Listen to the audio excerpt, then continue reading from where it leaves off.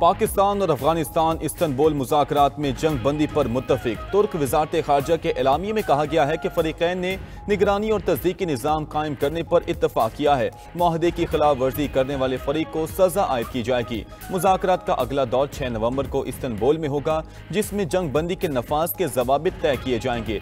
पाक, अफगान, कतर और तुर्किया के नुमाइंदों की मुलाकातें 25 से 30 अक्टूबर तक इस्तंबुल में हुई। तुर्किया और कतर का पायदार अमन और इस्तेहकाम के लिए ताउन जारी रखने का अज़म। पाकिस्तान का सालिसी पर कतर और तुर्किया से इज़हार तशक्कुर।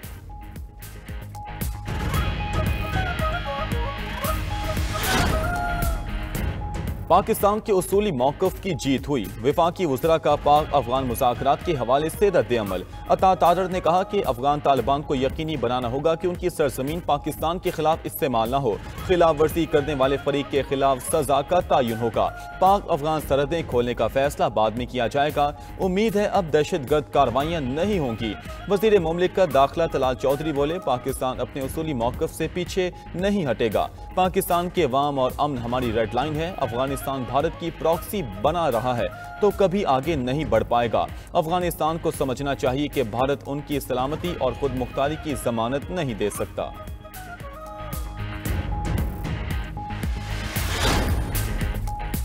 अफगान सरजमीन से दहशतगर्दी बर्दाश्त नहीं की जाएगी। खैबर पख्तूनख्वा को दहशतगर्दों और उनके सहूलतकारों से पाक किया जाएगा। फील्ड मार्शल आसिम मुनीर का पेशावर में कबायली अमायदीन के जिरगे से खिताब। कहा कि पाकिस्तान अपने तमाम हमसाये ममालिक खुसूसन अफगानिस्तान के साथ अमन चाहता है। अफगानिस्तान के साथ ताल्लुकात बेहतर बनाने के लिए मुतादिद सिफारती और माशी इक़दाम किए, लेकिन अफगान तालिबान हुकूमत ने दहशतगर्दों के खिलाफ कोई अमली कदम नहीं उठाया। अफगान तालिबान ने फितना अल ख़वारिज और फितना अल हिंदुस्तान को सहूलत फराहम की। इस मौके पर कबायली अमायदीन का पाक फौज के शाना बशाना खड़े रहने का ऐलान। कहा कि दहशतगर्दी की सोच रखने वालों का कबायली इलाकों में कोई मकाम नहीं। ISPR के मुताबिक फील्ड मार्शल ने 11 कोर के हेडक्वार्टर्स का दौरा भी किया। फील्ड मार्शल आसिम मुनीर को पाक अफगान सरहद की सिक्योरिटी सूरत हाल पर ब्रीफिंग दी गई।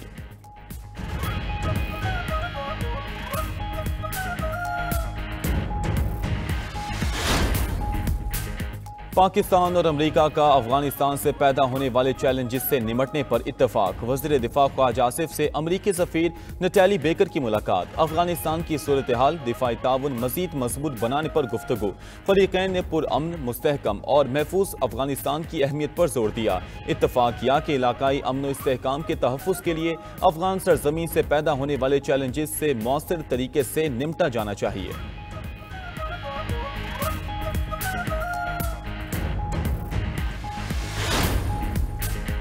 पंजाब फजाई आलूदगी की लपेट में। लाहौर दुनिया के आलूदा तरीन शहरों में सरे फहरिस्त। AQI 483 हो गया। कसूर, फैसलाबाद और शेखोपुरा में फजाई आलूदगी में इजाफा। माहिरीन के शहरियों को मास्क पहनने की हिदायत। कराची 163 AQI के साथ दुनिया का 5वां आलूदा तरीन शहर, जबकि भारतीय दारुल हुकूमत नई दिल्ली भी फजाई आलूदगी के नरखे में नई दिल्ली का AQI 174 रिकॉर्ड किया गया।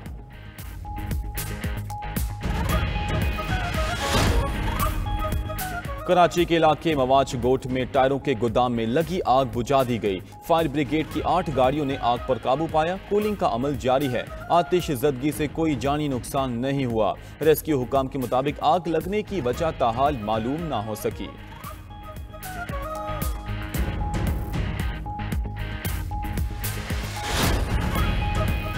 खैबर पख्तूनख्वा की नई 13 रुकनी काबीना तश्कील। 10 वज़रा, 2 मुशीरों और 1 मुआविन खुसूसी पर मुश्तमिल काबीना आज हलफ उठाएगी। पेशावर से मीना खान आफरीदी, हरीपुर से अरशद अयूब, सवात से अमजद अली, कोहाट से आफ्ताब आलिम काबीना में शामिल। बुनेर से रियाज खान, सैयद फ़खर जहान, नौशहरा से खलीकुर रहमान और चारसद्दा से फजल शकूर काबीना का हिस्सा होंगे। जबकि सवाबी से शहराम तरकई के भाई फैसल तरकई, असद कैसर के भाई आकिबुल्ला भी बतौर वजीर हलफ उठाएंगे। मुशीरों में मुजम्मिल असलम और ताज मोहम्मद शामिल, जबकि शफीउल्लाह जान मुआविन खुसूसी होंगे। गवर्नर ने वजीर आला की वज़रा असम्बली पर दस्तखत कर दिए।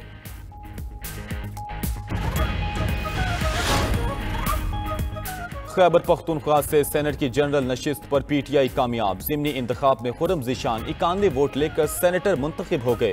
अपोजिशन के ताज मोहम्मद आफरीदी 45 वोटों के साथ दूसरे नंबर पर रहे। नशिस्त शिबली फराज की नाअहली के बायस खाली हुई थी।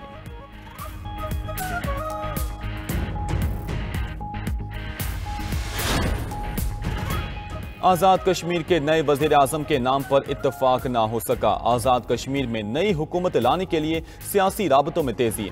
सदर मुमलिकत आसिफ जरदारी और वज़ीर आज़म शहबाज शरीफ की मुलाकात। आज़ाद कश्मीर में हुकूमत साजी का मामला ज़ेरे बहस आया। सदर आसिफ जरदारी ने नून लीग को हुकूमत में शमूलियत की दावत दी। वज़ीर आज़म शहबाज शरीफ ने कहा कि मुशावरत के बाद बताऊंगा।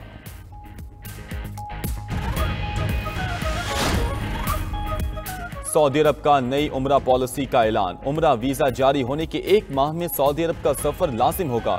मुशीर कौमी कमेटी बराए उम्रा के मुताबिक एक माह के बाद वीजा मनसूख हो जाएगा।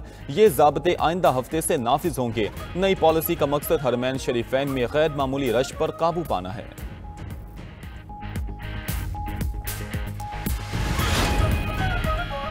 और पाकिस्तान को T20 सीरीज बचाने का चैलेंज दरपेश। जनूबी अफ्रीका और पाकिस्तान आज दूसरे T20 मैच में आमने सामने होंगे। लाहौर के कज़ाफी स्टेडियम में मैच रात 8 बजे शुरू होगा। कौमी टीम आज का मैच हारी तो सीरीज भी हाथ से जाएगी। 3 मैचेस की सीरीज में मेहमान टीम को 1-0 की बढ़तरी हासिल है।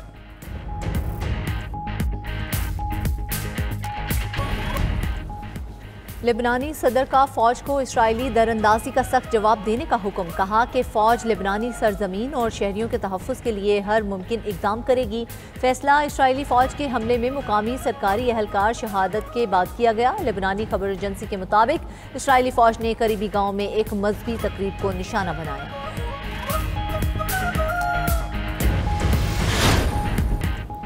तंजानिया के अवाम ने सियासी अशराफिया की मुल्क से फरार होने की कोशिश नाकाम बना दी। दारुस्सलाम बैनुल अक़वामी हवाई अड्डे पर अवाम की बड़ी तादाद जमा। आम इंतखाबात के नताइज मुस्तरद कर दिए। सियासी क़यादत के खिलाफ गुस्से का इजहार।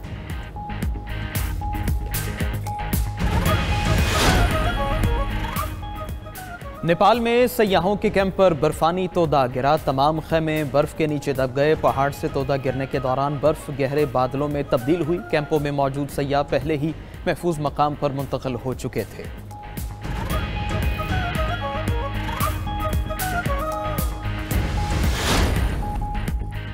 SP अदील अकबर की खुदकुशी के शवाहिद नहीं मिले। 3 रुकनी इंक्वायरी कमेटी ने रिपोर्ट को हतमी शक्ल दे दी। जराये के मुताबिक इंक्वायरी कमेटी को SP अदील अकबर की पोस्टमार्टम रिपोर्ट भी मिल गई। चेहरे पर गोली लगने से SP अदील अकबर की मौत वाक़या हुई। इंक्वायरी कमेटी ने SP के वायरलेस ऑपरेटर, ड्राइवर और दीगर स्टाफ के बयानात भी रिकॉर्ड किए।